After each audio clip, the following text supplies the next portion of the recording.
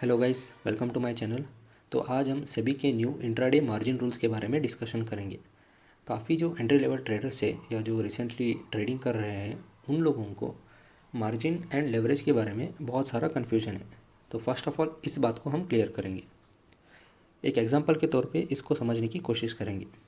सोचिए कि एक स्टॉक है जिसका प्राइस 1000 है और आपका जो ब्रोकर है आपको 10x का लेवरेज देता है। तो यहाँ पे 1000 डिवाइडेड बाई 10 वो बनता है 100। तो ये 100 रुपीज़ है वो आपको आपकी तरफ से देना पड़ेगा और जो बाकी का 900 है वो आपको आपका ब्रोकर देगा। तब जाके वो जब 1000 बनेगा आप वो स्टॉक बाय कर सकते हो। तो यहाँ पे जो मिनिमम अमाउंट 100 रुपीज़ जो आप अपनी तरफ से दे रहे हैं उसको हम बोलते हैं अपफ्रंट मार्जिन, और जो बाकी का 900 है जो आपका ब्रोकर दे रहा है उसको हम बोलते हैं लेवरेज। तो यहाँ पे आपको अपफ्रंट मार्जिन एंड लेवरेज समझ में आया होगा। तो चलिए अब देखते हैं कि सेबी का न्यू मार्जिन रूल्स क्या है। सेबी ये कहता है कि अब से आपको लेवरेज नहीं दिया जाएगा। इसका मतलब जब आपको स्टॉक परचेस करना है तब आपको पूरा अपफ्रंट मार्जिन देकर ही परचेस करना पड़ेगा। आपका ब्रोकर आपको लेवरेज नहीं देगा, मतलब आपको ब्रोकर आपको कोई पैसा नहीं देगा। तो ये तो सडनली इम्प्लीमेंट नहीं किया जा सकता है, इसलिए सेबी ने इसको फेज्ड मैनर में प्लान किया है। फर्स्ट फेज़ में आपको 25% अपफ्रंट मार्जिन देना पड़ेगा और सेकेंड फेज़ में आपको 50% अपफ्रंट मार्जिन देना पड़ेगा।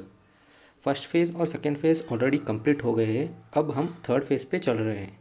थर्ड फेज़ में हमें 75% अपफ्रंट मार्जिन देना पड़ेगा। प्रीवियस एग्जांपल को हम कंसीडर करेंगे तो फिर 1000 रुपीज़ में आपको 750 रुपीज़ आपकी तरफ से देना पड़ेगा और जो बाकी का 250 है आपका ब्रोकर देगा।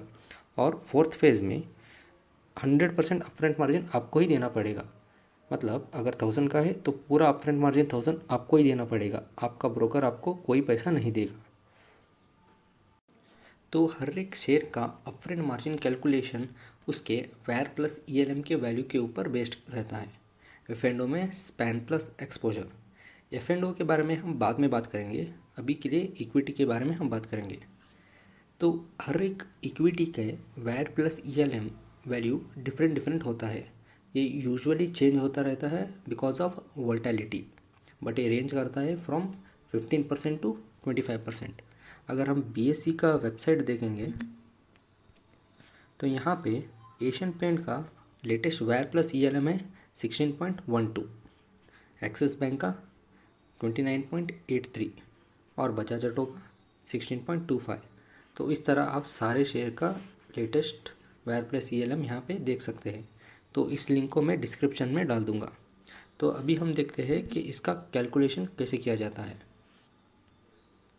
तो हम इसको एक एग्जांपल के तौर पे समझने की कोशिश करेंगे। सोचिए कि एक स्टॉक है XYZ जिसका शेयर वैल्यू है 1000 रुपीज़ और उसका वेर प्लस ईएलएम है 20%। तो 1000 का 20% बन जाता है 200 रुपीज़। जो आपका ब्रोकर है जो आपको लेवरेज देता था वो इस 200 रुपीज़ पे देता था, ना कि 1000 रुपीज़ पे। मतलब जो आपको लेवरेज मिल रहा था वो वेर प्लस ईएलएम के वैल्यू के ऊपर मिल रहा था, ना कि शेयर के वैल्यू के ऊपर। तो जिस तरह हम अब फेज़ 3 में हैं हमें 75% अपफ्रंट मार्जिन देना पड़ेगा। तो यहाँ पे 200 का 75% बन जाता है 150 और जो बाकी का 25% है हमें लेवरेज के तौर पे मिल रहा था। तब जाके हम इस शेयर को परचेस कर सकते थे। जब फोर्थ फेज़ इम्प्लीमेंट हो जाएगा हमें 100% अपफ्रंट मार्जिन देना पड़ेगा। तब ये 200 रुपीज़ पूरा हमको हमारी तरफ से देना पड़ेगा और हमें ज़ीरो लेवरेज मिलने वाला है। तो बेसिकली पॉइंट ये है कि हम जब अभी जो हम स्टॉक परचेस करेंगे अपफ्रंट मार्जिन जो हम दे रहे हैं वो वेर प्लस ईएलएम का वैल्यू होगा। तो अब तक आपको काफ़ी क्लैरिफिकेशन मिल गया होगा। अब हम ज़ीरोधा के प्लेटफॉर्म में ये जो मार्जिन चेंज हो रहे हैं इसके बारे में देखेंगे।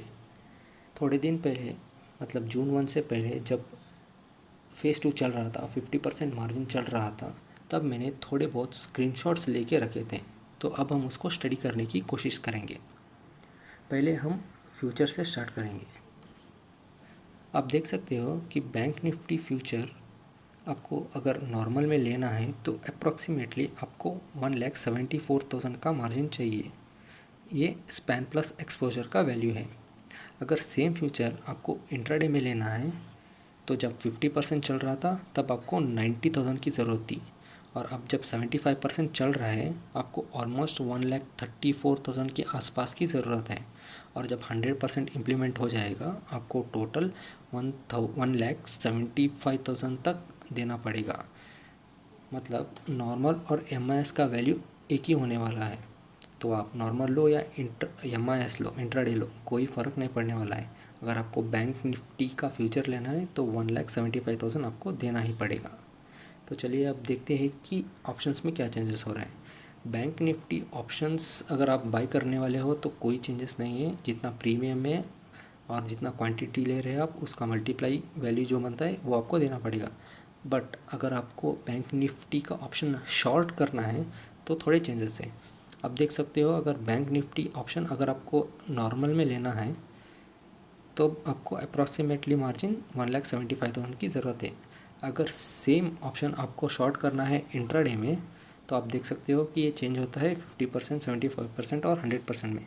जब 50% था 91,000 की ज़रूरत थी, जब 75% मार्जिन चल रहा है तब आपको ऑलमोस्ट 1,34,000 के आसपास का मार्जिन चाहिए, और जब 100% इम्प्लीमेंट हो जाएगा तब ऑलमोस्ट नॉर्मल और MIS सेम हो जाएगा।